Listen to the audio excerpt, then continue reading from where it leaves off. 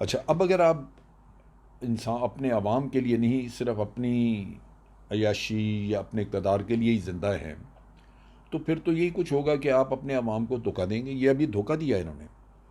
और मैं आवाम में नफ़रत है। मैंने एक क्लिप देखी जहाँ पे फ़ारूक अब्दुल्ला ईद की नमाज़ पढ़ने गए हुए थे। ईदगाह में तमाम लोग खड़े हुए, उन्होंने कहा हमने इसकी मौजूदगी में नमाज़ नहीं पढ़नी। यानी ये कुर्सी पे बैठे हुए थे और इनके दाएं बाएं लोग, और इंतहाई ढिठाई और बेशर्मी से ये शख्स बैठा रहा वहाँ पे। लोग नमाज नहीं हुए, पूरी पंडाल में दो खड़े हो गए थे। इंसान को खुद सोचना चाहिए कि आखिर उसको इतनी नफ़रत का सामना क्यों है। बिल्कुल। लेकिन वो भारत का मोरा है, उसको अपने इक़्तिदार से गर्ज़ है, अपनी फ़ैमिली की अय्याशी से गर्ज़ है, वो लगे हुए हैं। और ये कोई नई बात नहीं है, मुसलमानों में ये चीज़ें होती हैं।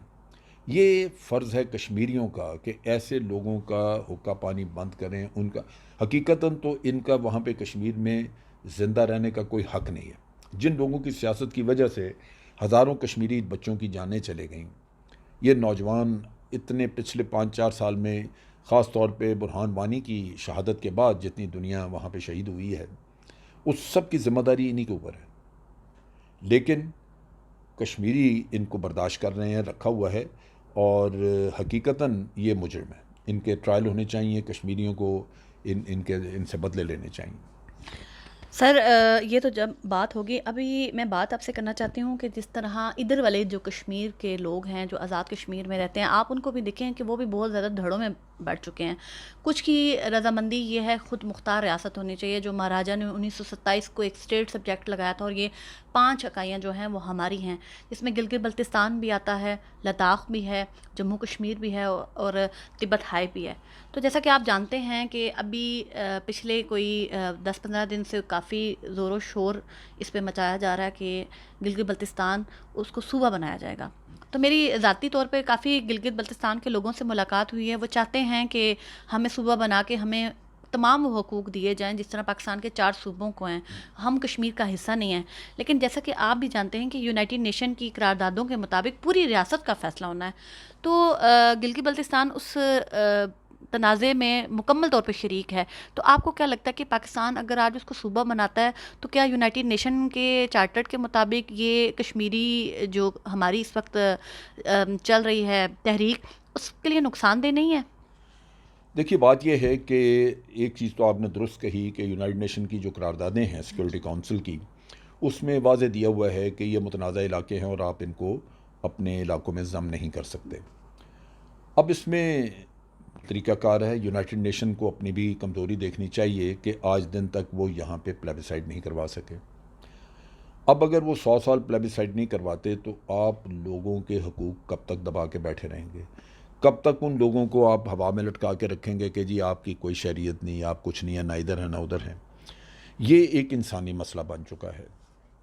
अब इसमें अगर यूनाइटेड नेशन के किरदार को मैं देखूँ, तो भारत ने यकतरफ़ा एक काम किया कि आर्टिकल 370 ख़त्म करके कश्मीर के अंदर शहरियत का भी कानून ख़त्म, वो भी गैर कानूनी है। आप कश्मीर के अंदर या एक मुतनाज़ा इलाके के अंदर शहरियत बदल नहीं सकते, बाहर से ला के लोगों को आबाद नहीं कर सकते, क्योंकि उसका तो फ़ैसला आपके उसी प्लेबिसाइड की बुनियाद पे होना है। और अगर आप बाहर से दुनिया लेके आ जाएँ तो प्लेबिसाइड क्या होगा फिर वहाँ पे। और तीसरा इशू ये है कि उसको यूनियन टेरिटरी बनाए। ये सारे यकतरफ़ा काम है और तमाम गैर कानूनी यूनाइटेड नेशन की करारदादों के ख़िलाफ़।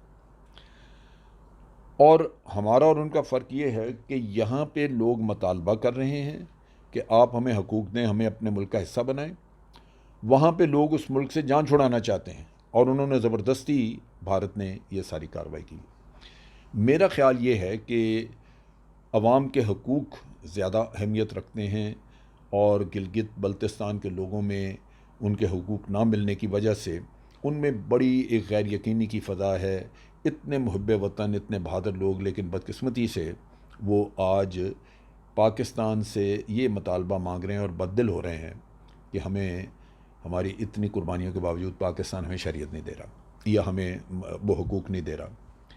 अब इसमें यह है कि हमें यूनाइटेड नेशन वाला प्रोसेस जो है वो अडॉप्ट करना चाहिए। हमें वहाँ पे एक प्लेबिसाइड या एक रेफरेंडम अनाउंस कर देना चाहिए और साथ दुनिया को कह देना चाहिए कि जनाब जिसने भी आके उस रेफरेंडम को चेक करना है, यूरोपियन यूनियन अपने डेलीगेशन भेज दे और अक़वाम मुत्तहिदा किसी को भेजना चाहे भेज दे, वो सुपरवाइज़ करें, मॉनिटर करें, फिर हमारे भी तो इलेक्शनों में आते हैं ना, देखते हैं ये, और वहाँ पे देखें, और फिर ये वैसे भी वाज़ेह हो जाएगा अगर, और रेफरेंडम में क्वेश्चन यही होगा कि क्या आप यही स्टेटस अपना बरकरार रखना चाहते हैं या आप एक सूबे के तौर पे पाकिस्तान का हिस्सा बनना चाहते हैं।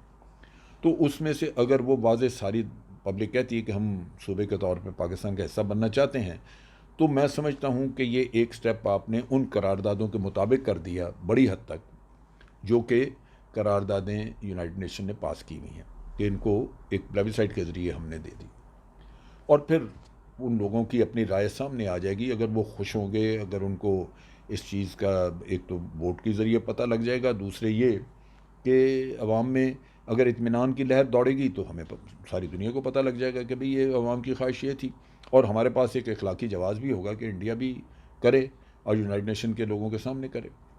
तो मैं समझता हूँ कि ये इसको पीस मील हैंडल करना चाहिए। सो गिलगित का चूँकि बहुत ज़्यादा ये चीज़ जो है ये हमें प्रॉब्लम कर रही है, क्योंकि वहाँ पे डेवलपमेंट वर्क भी शुरू हो गए, अभी ये बादशाह डैम बन रही है, इसी तरह वहाँ पे सी पैक गुजर रहा है। इन चीज़ों के ऊपर इंटरनेशनली अगर कल कोई एतराज़ हो तो कम से कम ये वाज़ेह हो कि जनाब अब वो एतराज़ नहीं है कि आप डिस्प्यूटेड टेरिटरी में ये सब कुछ बना रहे हैं, आप उस टेरिटरी में बना रहे हैं जो कि पाकिस्तान का हिस्सा हो गया। तो ये अर्जेंसी इसकी इस वजह से है। लेकिन दूसरी तरफ कश्मीर का मसला भी, उसमें भी आगे बढ़ना चाहिए।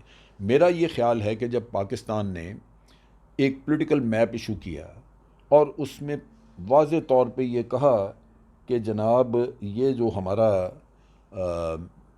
वाज़े तौर पे हमने कह दिया कि ये गैर कानूनी कब्ज़े में है भारत के कश्मीर का इलाका, यानी दूसरे लफ्ज़ों में हमने ये तो कहा कि मुतनाज़ा है और भारत का गैर कानूनी कब्ज़ा है, लेकिन ये भी हमने वाज़े कर दिया कि अगर भारत इस पर क्लेम करता तो हमारा भी क्लेम है, हम भी कह सकते हैं कि ये हमारा है। अब इन हालात में ज़रूरी है कि हम यहाँ नक्शे की हद तक न बैठे रहें बल्कि आगे बढ़ें, और आगे बढ़ने के लिए एक कदम जो हमने उठाना है वो ये है कि अब हम ये तसव्वुर करें कि जो हुकूमत आज़ाद कश्मीर में आज मौजूद है वो आज सिर्फ आज़ाद कश्मीर की हुकूमत है, लेकिन अगले साल इलेक्शन आने वाले हैं जी। अगले इलेक्शन में ये आज़ाद कश्मीर की हुकूमत नहीं होनी चाहिए, ये पूरे कश्मीर की होनी चाहिए। मकबूजा कश्मीर की भी और आज़ाद कश्मीर जी, मकबूजा कश्मीर भी इसमें शामिल होना चाहिए, और उसको शामिल करने का तरीका ये है कि आज़ाद कश्मीर का इलेक्शन कमीशन पूरे कश्मीर की कॉन्स्टिट्यूंसीज बना के ऐलान कर दे और वोटर रजिस्टर करने का काम शुरू करे।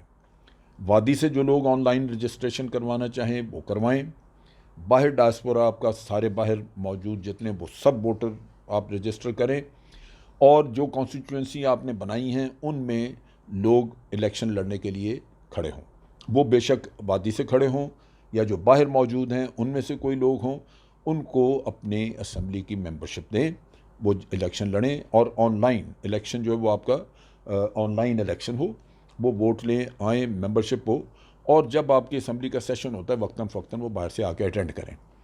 ये मैसेज आपने दुनिया को देना है कि अब मकबूजा कश्मीर चूँकि गैर कानूनी कब्ज़ा है तो वो बिल्कुल गैर कानूनी, क्योंकि उसके रिप्रेजेंटेटिव बॉडी यहाँ पे मौजूद है। सो ये आप इसको बेशक उस इलाके के लिए गवर्नमेंट इन एग्ज़ाइल का दर्जा दे दें, लेकिन ये फ़ैसला करने के लिए एक फ़ैसला साज असम्बली बन जाए जो वहाँ के लोगों के लिए भी फ़ैसले करे और कन्वे करे, और उनके लिए उनको बताए कि आपके इलाके में ये प्रोजेक्ट्स हैं जो शुरू किए जा सकते हैं, इसके लिए हम ये ख़र्चा मुख्तस कर रहे हैं, जब भारत इसको छोड़ेगा आपका ये काम भी किया जाएगा, ये भी किया जाएगा, एक प्रोसेस चलाएं आप। तो मैं समझता हूँ कि जैसे ही आप ये प्रोसेस चलाएंगे भारत के लिए सस्टेन करना इसको मुश्किल होगा, और वहाँ पे लोगों को सबसे इम्पॉर्टेंट चीज़ होगी कि अगर कल वहाँ पे भारत इलेक्शन कराना चाहे तो लोग ये कहेंगे कि नहीं, हमने वोट उधर दिया हुआ है, हमारा इलेक्शन जो है वो मुजफ्फराबाद में होता है। तो ये बड़ा इम्पॉर्टेंट एक काम है, हमें इस पे मज़ीद इसको मैंने एक आइडिया दिया है, इसको रिफ़ाइन करना चाहिए, इम्प्लीमेंटेशन के लिए इसकी पूरी वर्किंग करनी चाहिए कि इसको कैसे इम्प्लीमेंट किया जाए, वोटिंग रजिस्टर का इंतज़ाम, उसको कैसे लोगों को मोबिलाइज़ करना है, लेकिन खाली नक्शा इशू कर देने पे हमें नहीं रुकना चाहिए। तो मेरा ख़्याल है कि एक तरफ तो गिलगित वाला किस्सा आप हैंडल कर रहे हैं, दूसरी तरफ आप कश्मीर वाला कर रहे हैं, और इंशाअल्लाह जब कश्मीर आपका पूरा आज़ाद होता है तो फिर वहाँ से भी मतलब वो मकबूजा कश्मीर भी आपका जान छुड़ाता है, कामयाब होता है वहाँ से भारत से जान छुड़ाने में। तो ये फिर कश्मीरियों का फ़ैसला होगा कि वो एक सूबे की शक्ल में रहना चाहते हैं या वो आज़ाद कश्मीर को एक आज़ाद इलाके के तौर पे रखना चाहते हैं।